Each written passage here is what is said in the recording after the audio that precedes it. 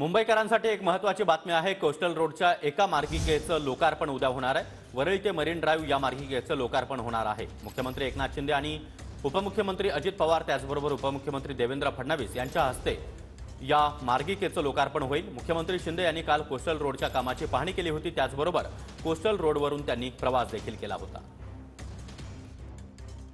सध्या आपल्याला हा टॉप अँगल व्ह्यू दाखवतोय की मुंबई नगरी ही कशा पद्धतीने दिसणार आहे आणि कोस्टल रोड कशा पद्धतीने सुरू झालेला आहे।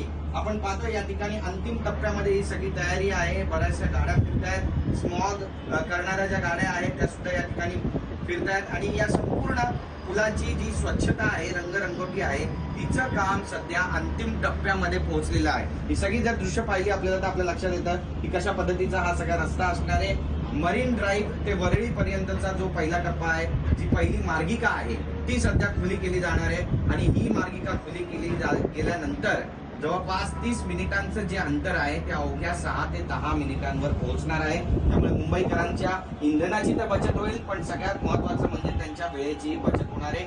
या संपूर्ण प्रकल्पाला 1600 कोटींचा खर्च आलेला आहे आणि आचारसंहिता लागण्यापूर्वीच मुख्यमंत्री एकनाथ शिंदे हे आता ऍक्शन मोड मध्ये आलेले आहेत आणि पुलाची पहिली मार्गिका आता खुली होते। ही दृश्य आपण या ठिकाणी पाहतोय। हाजी अली आपल्याला या ठिकाणी दिसतोय, अथांग समुद्र आपल्याला या ठिकाणी दिसतोय आणि त्याच ठिकाणी हाजी अलीच्या बाजूला असलेल्या नागमोडी वळणाचा हा जो पूल आहे, कोस्टल रोड आहे, तो सुद्धा आपल्याला पाहायला मिळतोय। Camera person Khanduraj Girish Gaikwad, TV9 Marathi, Mumbai.